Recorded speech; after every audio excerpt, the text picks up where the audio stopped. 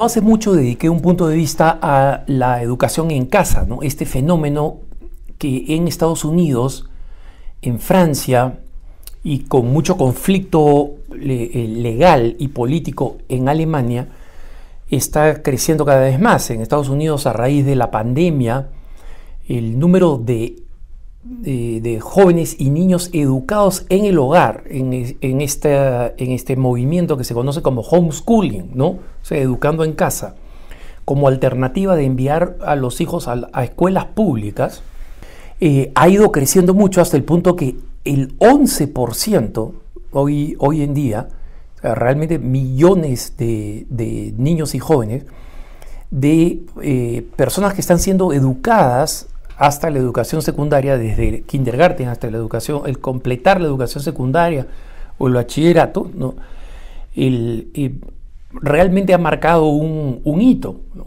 Cuando yo explicaba la importancia de esto por la manera como se han ideologizado las escuelas y por la manera como se ha reducido la habilidad y la credibilidad de los profesores, y esto no es porque necesariamente los profesores sean malos, pero un número importante de profesores, especialmente los que son menos jóvenes y en consecuencia tienen más experiencia, sienten que el sistema se ha ido aflojando tanto en contra de la autoridad del profesor que es prácticamente imposible enseñar, porque las formas de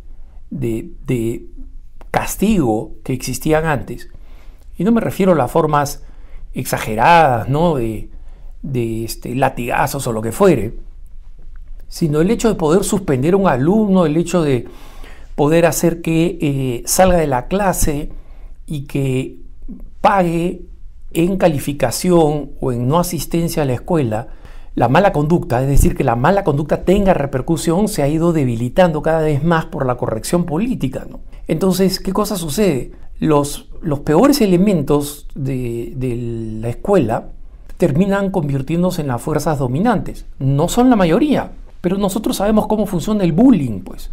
Aquel al que no se le pone un pare, aquel al que no se lo detiene en la conducta de abuso, va a ser cada vez más abusivo.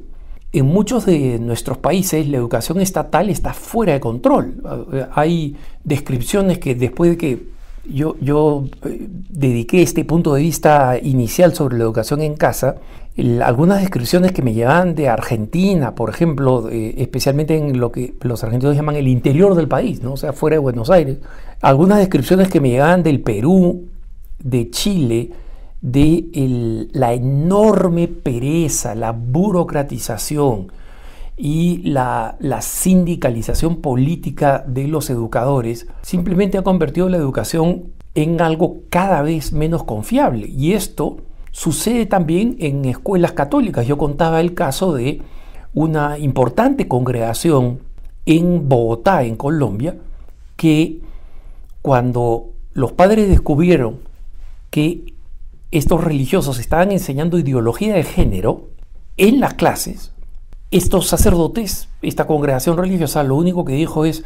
mira, esto lo obliga el Estado.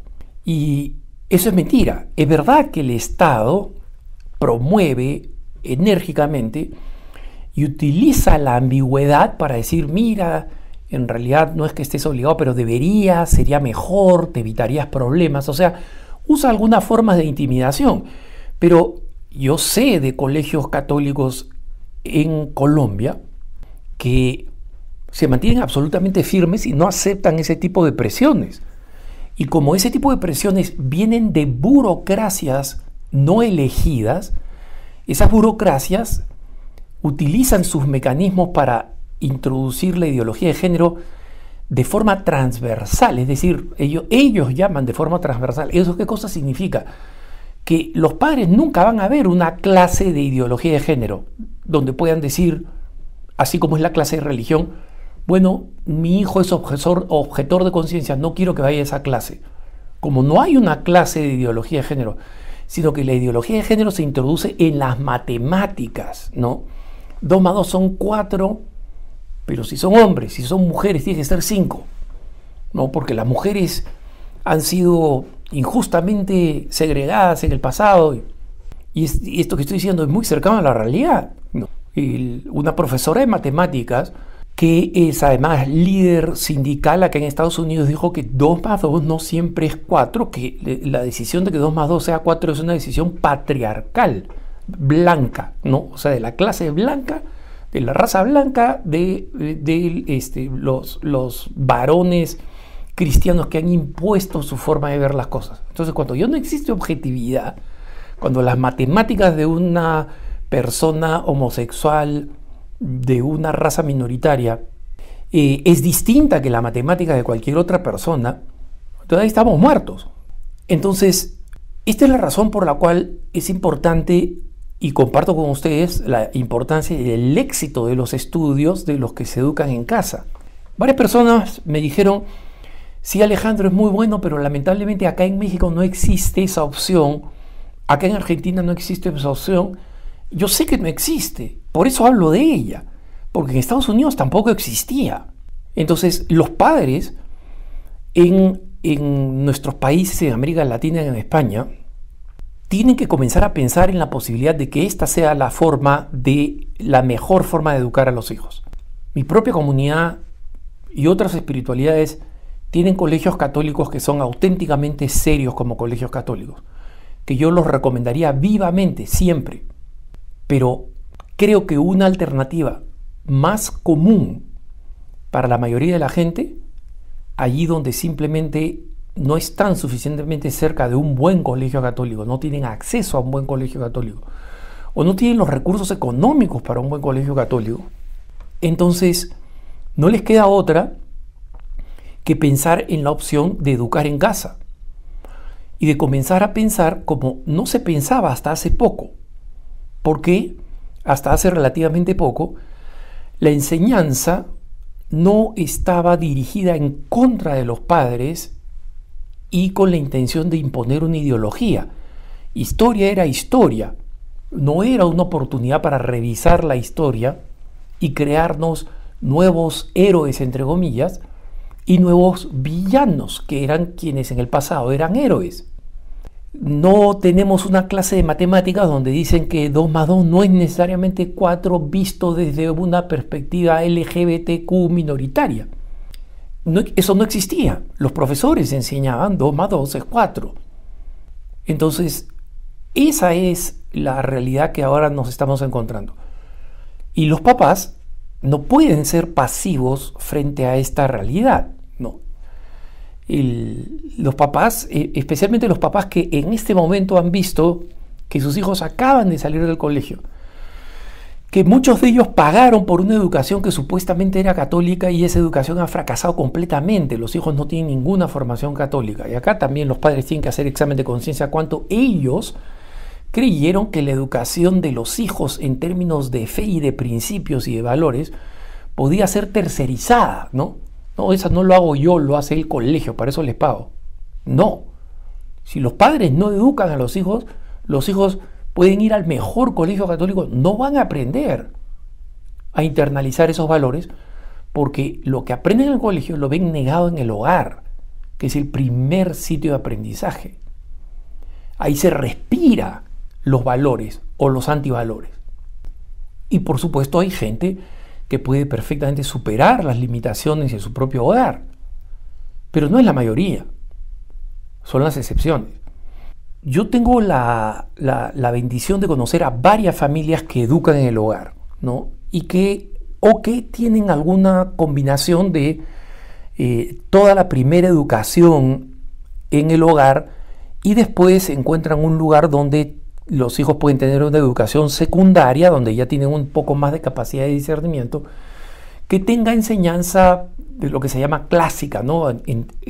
Aprendan las grandes obras históricos universales, ¿no? Yo le preguntaba a un grupo de alumnos españoles, de jóvenes católicos, ¿no? Y les explicaba cómo la Segunda Guerra Mundial había tenido un giro decisivo con Pearl Harbor, ¿no? Con el bombardeo japonés a la bahía de Pearl Harbor en los Estados Unidos, que terminó haciendo que Estados Unidos saltara a la guerra. Entonces, Cuando yo dije, pues ahí el evento histórico que dio la vuelta fue Pearl Harbor, estos niños, estos jóvenes españoles, y digo, viniendo de escuelas católicas, ¿eh? Me miraron como diciendo, ¿qué cosa estás hablando? O sea, no tenían idea de un episodio fundamental de la Segunda Guerra Mundial. Nadie pide que sepan todos los detalles de la Segunda Guerra Mundial, pero ¿cómo? O sea, ¿cuál fue el momento que hizo que la Segunda Guerra Mundial cambiara radicalmente para la historia? Y en consecuencia, cambiara el destino del papel que iba a tener la Alemania nazi, que finalmente sería derrotada. Y cómo eso cambió de tal forma que hoy día la Europa actual no sería lo que es sin ese episodio histórico. Es patético, porque no aprenden lo suficiente, ¿no? Cuando yo veo estas familias, veo que la educación en casa no significa todas las horas de educación en la escuela. ¿Por qué? Porque una educación más personalizada va a ser más fácil y más rápida. Se lo digo porque yo he tenido que entrenar periodistas jóvenes y he tenido que entrenar grupos de periodistas jóvenes. Cuando he tenido que entrenar periodistas jóvenes individuales, se avanza mucho más rápido que con un grupo, no importa cuán brillantes sean las personas del grupo. Y eso es lo que sucede en la educación en casa, ¿no? Cada uno de los hijos está en el nivel que le corresponde, va avanzando en el nivel que le corresponde, y los padres van dándoles las pautas de lo que tienen que leer, de lo que tienen que ir aprendiendo, ¿no? Lo curioso es que estos niños completan la escuela, entre comillas, en 3 horas o menos al día.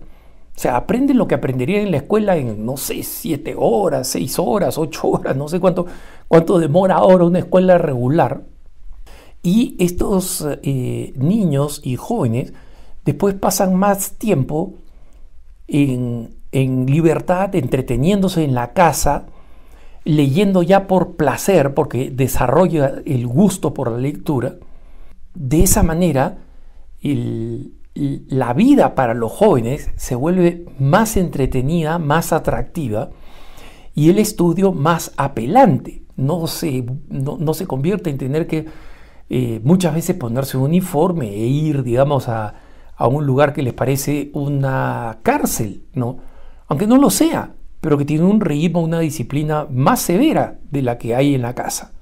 Entonces, yo comparto esto porque creo que los padres, especialmente los que acaban de ver cómo han salido sus hijos, decir, no quiero que pase eso con la próxima generación, quiero que mis nietos tengan la oportunidad que yo perdí con mis hijos.